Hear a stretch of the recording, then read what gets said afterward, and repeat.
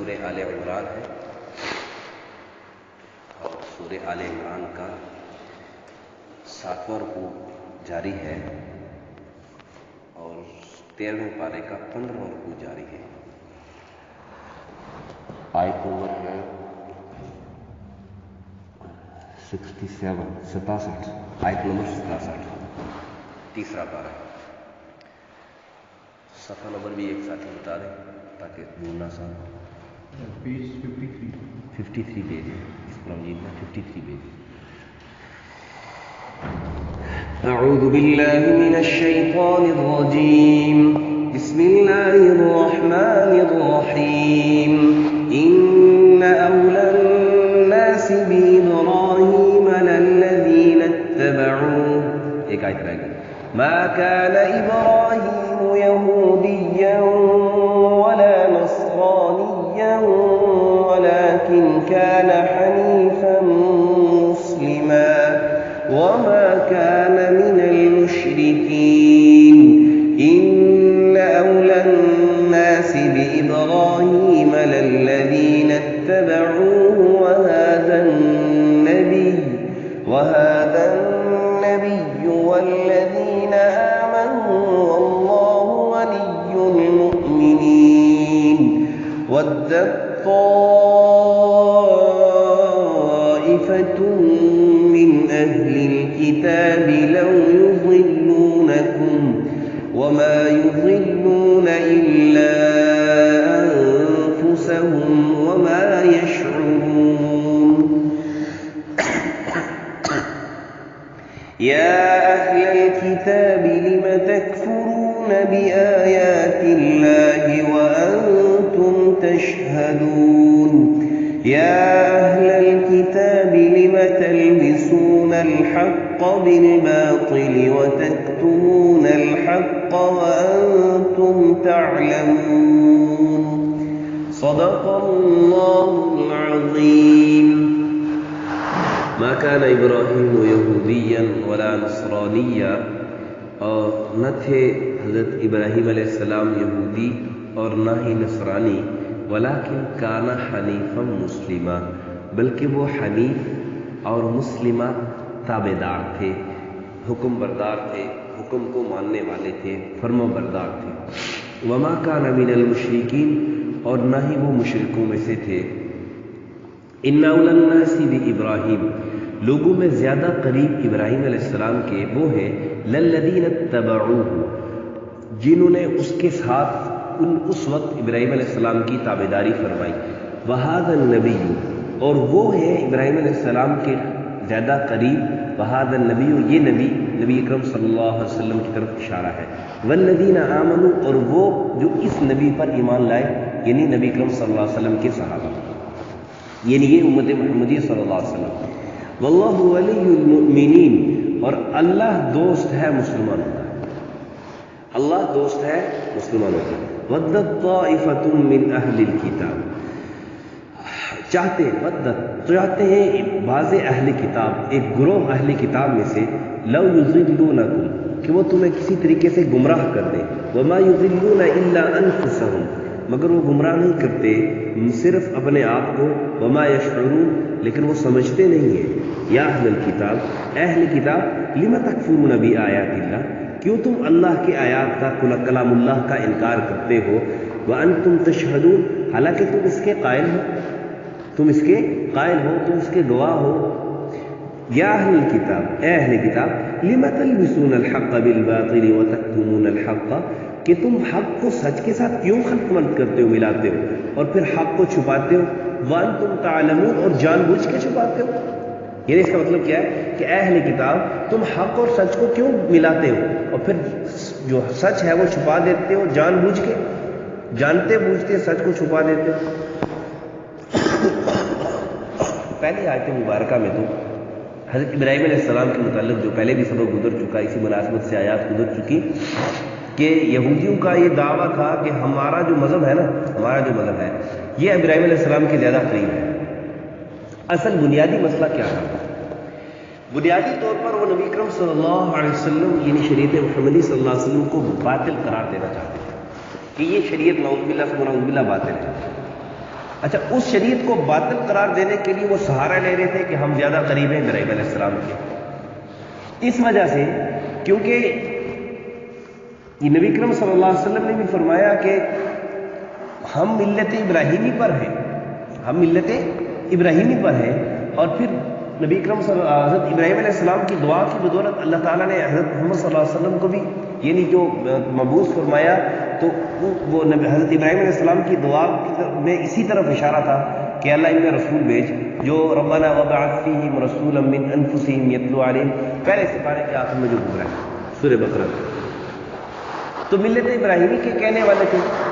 تو ان کا کیا کام تھا؟ ان کی سوچ یہ تھی کہ ہم ایسے کریں گے، پہلے اپنے آپ کو ملت ابراہیمی والا ثابت کریں گے کہ بھئی ہمارا مذہب جو ہے نا، جو ہمارا نبی، جو ہماری سوچ ہے، جو ہمارا جو ماٹو ہے، ہماری جو نظریہ ہے، وہ حضرت ابراہیم علیہ السلام سے زیادہ ملتا ہے.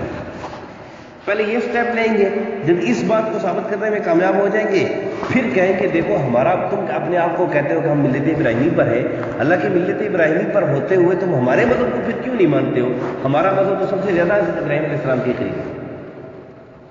یعنی یہ ایک چال کھیلنا چاہ رہے تھے مسلمانوں کو باطل قرار دینے کے. تو اللہ تعالیٰ نے پہلے تو دبے، یعنی پہلے تو ان کو تھوڑا سمجھایا. پہلے کیسے سمجھایا کہ دیکھو تم ابراہیم علیہ السلام کے متعلق کیسے بات کرتے ہو کہ آپ ہم ملت ابراہیم میں سے ہیں.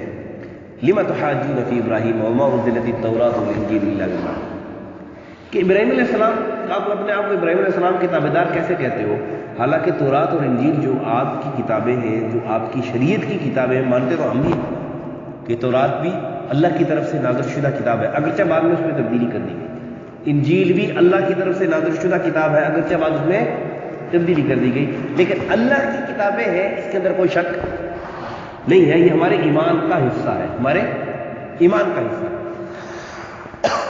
ضمن میں ایک بات عرض کروں، بہت سے لوگ کہتے ہیں جی کہ دیکھو جی باقی اہل کتاب بھی تو ہے نا، ان کے بھی تو نبی ہیں، آپ ان کے انبیاء میں، جب ان کے انبیاء میں سے کسی کی جب گستاخی ہوتی ہے تو آپ لوگ چپ بیٹھے رہتے ہو، کچھ بولتے ہی نہیں ہو، لیکن جب نبی کریم صلی اللہ علیہ وسلم کی شان میں گستاخی ہوتی ہے تو آپ بولنا شروع کر دیتے ہو.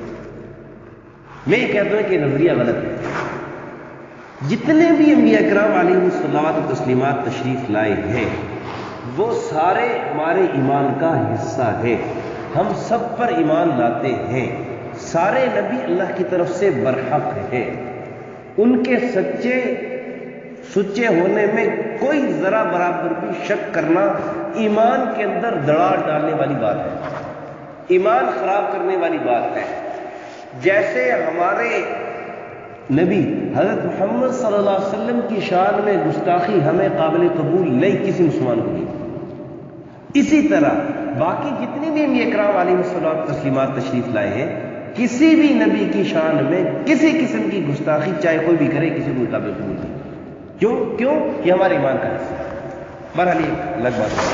تو اللہ نے کہا کہ آپ ابراہیم علیہ السلام کے متعلق کہتے ہیں ہم ملت ابراہیم پر ہیں، اور اس بات پہ جھگڑتے ہو مسلمانوں کے ساتھ، نبی کریم صلی اللہ علیہ وسلم کے ساتھ ایک رسی ادھر کھینچ رہے کہ بھئی ہم ملت ابراہیم پر ہیں، ہم ملت ابراہیم پر ہیں. کیسے تم جھگڑتے ہو؟ تمہارے تو جو آپ کی کتابیں ہیں، جو آپ کے انبیاء ہیں، وہ ابراہیم علیہ السلام سے تو کئی سو سال بعد آئے ہیں، وہ تو کئی سو سال. اور پھر آگے کہ حال تم ہاؤلائی حاجتکم فیما لکم بہ علم، کہ تم اس بات میں جھگڑ چکے جس کا تمہیں علم ہے. کیا مطلب کہ تمہیں پتہ ہے، تمہاری کتابوں کے اندر یہ مذکور ہے کہ قرآن حق کتاب ہے. اس کے بعد نبی اکرم صلی اللہ علیہ وسلم تشریف لائیں گے آپ کے عیسیٰ علیہ السلام کے بعد، اور ان کو ماننا ہے وہی برحق نبی ہے. تمہاری کتابوں کے اندر یہ نشانیاں موجود ہیں، وہ نشانیاں تم مان بھی چکے ہو. جس بات کا تمہیں کچھ تھوڑی بہت شدھ بدھ ہے اس بارے میں تم جھگڑ رہے ہو، اس بارے میں تم شک کر رہے ہو، اسی کو تم نہیں ماننے کے لیے تیار. تو فَلِمَ تُحَاجُّونَ فِي مَا لَيْسَ لَكُمْ بِهِ عِلْمٌ، وہ ابراہیم علیہ السلام کے متعلق جن کا تمہیں کچھ پتہ ہی نہیں ہے، اس متعلق کیسے تم جھگڑ رہے ہو؟ اس کے متعلق تم کیسے جھگڑ رہے ہو کہ جس کا تمہیں کچھ پتہ ہی نہیں، اور تم یہ دعوے کر بیٹھے ہو کہ ہم ملت ابراہیم پر ہیں. پھر آگے صاف کہہ دیا ما کان ابراہیم یہودیا ولا نصرانیا ولکن کان حنیفا مسلما. ابراہیم علیہ السلام یہودی بھی نہیں تھے، نصرانی بھی نہیں تھے، یہ واضح الفاظ میں اللہ تعالیٰ نے ابراہیم علیہ السلام کی طرف سے گویا اعلان برات کر دیا کہ تم کہتے ہو کہ میں یہودی ہوں، نعوذ باللہ، یا نصرانی ہوں، میں نہ یہودی ہوں نہ نصرانی۔ اچھا جی، نہ یہودی تھے اور نہ نصرانی تھے، پھر کیا تھے؟ وَلَٰكِنْ كَانَ حَنِيفًا مُسْلِمًا۔ حنیف کسے کہتے ہیں؟ حنیف جو باقی سارے ادھر ادھر کے راستے چھوڑ کر، ادھر ادھر کے باتیں چھوڑ کر ایک سیدھے راستے پر جو حق راستہ ہے اس پر چلنا شروع کر دے، چل پڑے، اس کو کہتے ہیں حنیف۔ اور مسلمہ کسے کہتے ہیں؟ مسلمہ اسے کہتے ہیں کہ جو اپنی خواہشات کو ترک کر کے، اپنی خواہشات کو چھوڑ کر ایک اللہ کے تابع فرمان بن جائے کہ اب میری اولاد کی بھی کوئی خواہش نہیں۔ ابراہیم علیہ السلام کے واقعات سنو، ان کو تھوڑے سے ذہن میں لے آؤ کہ میری ذاتی کوئی خواہش نہیں، لقدت صحرا میں بیوی کو چھوڑ کر جا رہے ہیں، کوئی صالحال نہیں، کوئی سماج نہیں، کوئی کچھ نہیں، گویا ایک قسم کے خود ہی موت کے منہ میں ٹال کے جا رہے ہیں۔ چھوٹا بچہ ہے، کچھ بھی کھانے پینے کے لیے نہیں، اور بات تک بھی کرنے کی اجازت نہیں، چھوڑ کے جا رہے ہیں۔ کیا اللہ میری کوئی خواہش نہیں، میرا تیرے سے تعلق ہے، تیرے بعد اگر کسی سے تعلق ہے تو ہے، اگر تعلق میرا کسی اور سے، بیوی سے یا بچے سے ایسا تعلق جو تیرے تعلق کے درمیان دراڑ ڈالتا ہو، ایسا تعلق میں سائڈ پہ کرتا ہوں، ایسے تعلق کی مجھے کوئی ضرورت نہیں۔ پھر اللہ تعالیٰ نے امتحان بھی لیے، تو یہ امتحان ایسے لیے کہ بیٹے کو بھی ذبح کرنے کا حکم دیا۔ اب خواب میں اشارہ تھا، اس پر بھی تیار ہو گئے کہ اللہ مجھے بیٹے سے محبت نہیں، بیٹے سے زیادہ محبت نہیں، اولاد سے زیادہ محبت نہیں، تیری محبت کے مقابلے میں کچھ بھی مجھے قبل نہیں۔ اس کو کہتے ہیں حنیف و مسلمہ۔ اپنی ذات، اپنی سوچ کچھ بھی نہیں، اپنی دین میں کہ میرے دین میں آتا ہے کہ اس کو ایسے کرنے، نہیں، جیسے اللہ نے کہا ہے مجھے سمجھ میں آتا ہے نہیں آتا ویسے ہی کرتا۔ اب یہ کس کی سمجھ میں آتا ہے کہ بیٹے کی گردن پہ چھری پھیرو؟ سمجھ میں آتا ہے کسی کے؟ لیکن اللہ کی طرف سے اشارہ ملا، پھر سمجھ میں آیا نہیں آیا بس کرو۔ اس کو کہتے ہیں حنیف و مسلم۔ یہ یہودی کو بتا رہے ہیں، یہودی کو بتا رہے ہیں کہ ابراہیم علیہ السلام یہ تھے، تم تو خواہشات کے پجاری ہو، نفسانی خواہشات کے پجاری ہو، جو تمہارے جی میں آتا ہے اپنی مرضی کے مطابق تورات کو بھی تبدیل کر دیا، تم نے انجیل کو بھی تبدیل کر دیا۔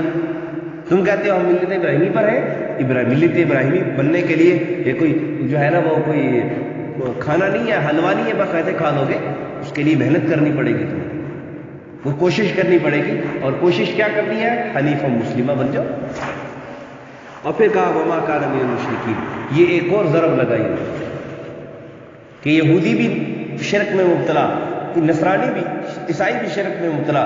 کہا کہ نہ تو ابراہیم علیہ السلام یہودی تھے، نہ نصرانی تھے، اور نہ مشرکوں میں سے، کہ تم دونوں تو شرک میں بھی مبتلا ہو۔ یہودی کہتے ہیں عزیر اللہ کے بیٹے ہیں، اور نصرانی کہتے ہیں کہ عیسیٰ علیہ السلام اللہ کے بیٹے ہیں۔ کہ ان دونوں میں سے ابراہیم علیہ السلام نہیں۔ اور پھر کہا کہ اچھا پھر ابراہیم علیہ السلام کے قریب کون ہے؟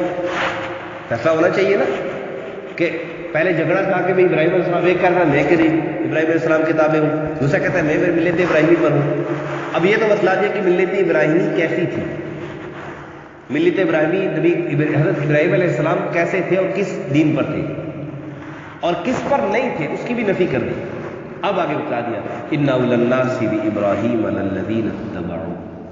ابراہیم علیہ السلام کے زیادہ قریب وہ لوگ ہیں جنہوں نے ابراہیم علیہ السلام کی تابعداری کی، ان پر ایمان لایا، ان کا ساتھ دیا، اسی حال میں موت، اسی حال میں کو موت آ گئی۔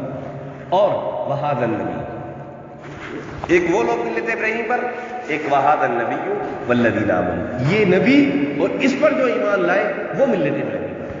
یہ قرآن کا صاف فیصلہ ہے، بغیر کسی یہ نہیں ترجمے کے اندر میں آپ کا ترجمہ کہ ملت ابراہیمی پر وہ ہے، ملت ابراہیم جنہوں نے ابراہیم علیہ السلام پر ایمان لایا، یہ نبی ملت ابراہیمی پر ہے، اور وہ ملت ابراہیمی پر ہے جو اس نبی پر ایمان لائی، یعنی حضرت محمد مصطفیٰ صلی اللہ علیہ وسلم۔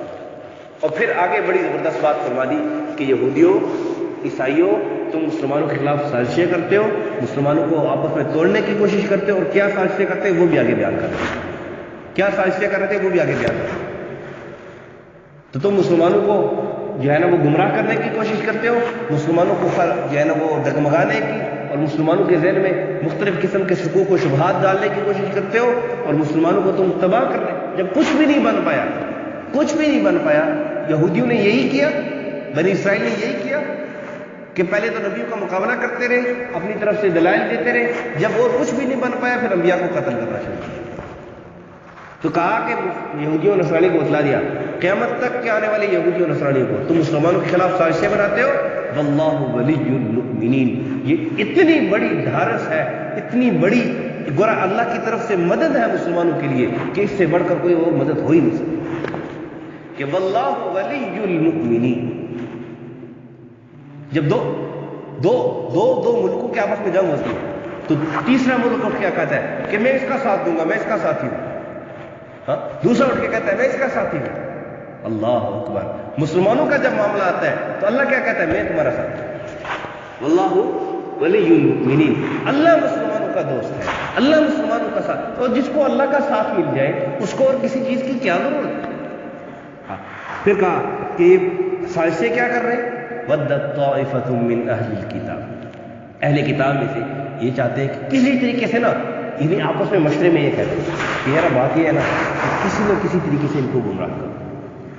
یہ نبی عقیدہ، پھر 2 ہوئے، پھر 3 ہوئے، یہ بڑھتے ہی جا رہے، اس کا دین تو پھیلتا ہی جا رہا ہے، یہ تو پھیلتا ہی جا رہا ہے کسی طریقے سے نا، کسی طریقے سے۔ اور یہ عموماً ہوتا ہے، یہ بات کے زمانوں میں بھی چلا رہا ہے اور پہلے بھی ہوا ہے۔ اصحاب کہف کے متعلق آپ نے سنا ہے، میں ذرا اشارہ کروں گا واقعات کی طرف، کیونکہ پورا واقعہ بیان نہیں کر سکتے، وقت کم۔ اصحاب کہف کی طرف سنیں کہ انہوں نے جب ایک اللہ کی توحید پر اقرار کیا اور اس پر پکے ہو گئے تو بادشاہ نے ان کو ورگلانے کی کوشش کی، اللہ نے ان کو بچایا، غار میں سلایا، پھر اٹھایا، ایسے موقع پر جب سارے مسلمان تھے اللہ نے ان کی مدد کی۔ مختصر الفاظ میں اس وقت کے بادشاہ کی بھی کوشش یہ تھی کہ کسی نہ کسی طریقے سے یہ چند بندے جو ہے نا، چند لوگ، ان کو کسی نہ کسی طریقے سے ورغلا کے اپنے پاس لے، کسی نہ کسی طریقے سے ان کو بہکا کے اپنے پاس لیا، اپنا بنا لو، پھر تمہارا مسئلہ ہی جھگڑا ہی ختم۔ آج کل بھی یہودیوں کی، عیسائیوں کی اور ان کے قائدین کی یہی کوشش ہے کہ جو مسلمان ہیں، ایمان پر چلنے والے ہیں اور اس ایمان اور اسلام پر چلنے والے ہیں اور اس کی بات کرنے والے ہیں، کسی نہ کسی طریقے سے ان کو بہکا، لالچ دے کے، موڑ توڑ کے، ڈرا دھمکا کے، کسی نہ کسی طریقے سے ان کو اپنا بنا، پھر کہتے ہیں جھگڑا۔ اللہ کہتے ہیں تم ان کو بہکانا چاہتے ہو، ان کو گمراہ کرنا چاہتے ہو، وما یضلون الا انفسهم، ان کو نہیں تم گمراہ کر رہے، تم اپنے آپ کو گمراہ کر رہے ہو، وما یشعرون۔ یہ کیوں؟ پیچھے ایک آیت گزر چکی، ومکروا ومکر اللہ واللہ خیر الماکرین۔ ایک تدبیر تم چل رہے ہو، ایک تدبیر اللہ کی چل رہی ہے، اللہ کی تدبیر تو غالب آتی ہے۔ تم ان کو گمراہ کرنے کی کوشش کر رہے ہو، ان کو گمراہ کرنے کے چکر میں خود گمراہ ہو جاؤ گے۔ جیسے کوے کے متعلق مشہور ہے، اس نے طوطے کی زبان سیکھنا شروع کی، طوطے کی زبان سیکھنا شروع کی تو اپنی بھی بھول گیا، کہیں کرنا ہے۔ ان کی مثال یہ کہ مسلمانوں کو گمراہ کرنے کی کوشش کریں گے، مسلمانوں کو آپس میں توڑنے کی کوشش کریں گے، مسلمانوں کے اندر فرقے بازیاں بنانے کی کوشش کریں گے کسی نہ کسی طریقے سے۔ کیا مقصد کیا ہوگا؟ کہ مسلمانوں کو توڑو، آپس میں ان کا جو ربط ہے، ان کے جو آپس میں تعلق ہے، اس کو توڑو۔ اللہ کہتے ہیں تم ان کو توڑنے کی کوشش کرتے ہو، ان کو توڑتے توڑتے تم خود ٹوٹ جاؤ۔ اور الحمدللہ ثم الحمدللہ جن لوگوں کی تاریخ پر نظر ہے، آپ دیکھیں مسلمانوں کی تاریخ پر جس نے مسلمان کو توڑنے کی کوشش کی ہے، ہاں مسلمان ایمان والا جو ایمان والے آج اصل میں کیوں کافروں کی چالیں کامیاب ہو رہی ہیں، غیروں کی چالیں کیوں کامیاب ہو رہی ہیں؟ کہ ہم اس طرح کے ایمان والے نہیں رہے۔ اگر اس طرح کے ایمان والے ہم ہوتے تو پھر کافر کی جرت نہیں کہ اللہ نے جب کہہ دیا کہ واللہ ولی المؤمنین، اس کے بعد کس کی جرت ہو سکتی ہے؟ لیکن مؤمنین کہہ دیا نا، مؤمنین کہا ہے، ایمان والے کہا ہے نا، ایمان جو ایمان سے خالی ہے ہماری طرح، ان کے ساتھ پھر ایسا نہیں ہوگا۔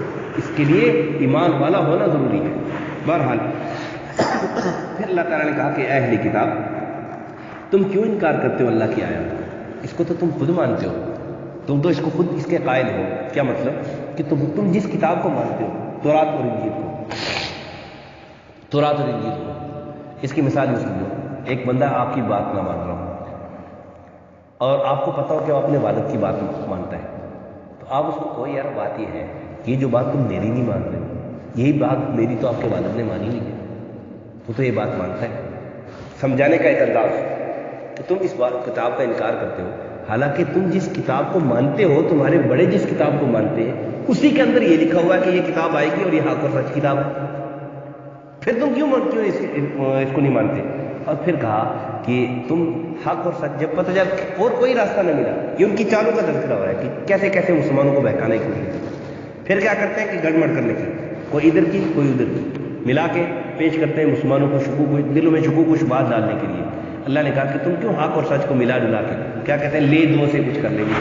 دیکھیں نا جی، زمانہ آ گیا ہے، جدید زمانہ ہے، تو کچھ نیا بھی ہونا چاہیے، کچھ نیا بھی ہونا چاہیے، اس لیے کچھ رعایت ہونی چاہیے جی، اتنی زیادہ سختی نہیں ہے دین کے اندر، کچھ یہ لوگ کہتے ہیں دین کے اندر اتنی زیادہ سختی نہیں ہے، اس لیے کچھ نیا بھی ہونا چاہیے، حق اور سچ کو ملا جلا کے نا کچھ ملا جلا کے کچھ کر لو جی، لے دو سے کچھ کر لو، لیکن لے دو سے کام، مسلمان جو ایمان والا ہوگا وہ لے دو سے کام نہیں کرے گا۔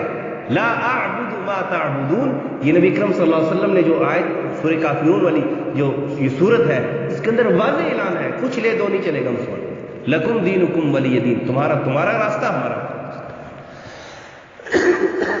اور پھر کہا آپ کو چھپاتے ہو، بعض معاملات میں ایسے ہوتا تھا نا کہ یہ خود بیان کرتے تھے کہ یہ حکم ایسے ہے، مثال کے طور چور کا ہاتھ کاٹا جائے گا، جب ان میں سے کوئی چوری کر لیتا پھر چادر کرتے، نہیں یہ حکومت ایسے نہیں بھائی، اس کو منہ کالا کر کے تھوڑا سا پھرا لو گھما، یہ وَتَكْتُمُونَ الْحَقَّ وَأَنْتُمْ تَعْلَمُونَ، اس بات کے باوجود کہ تم جانتے ہو۔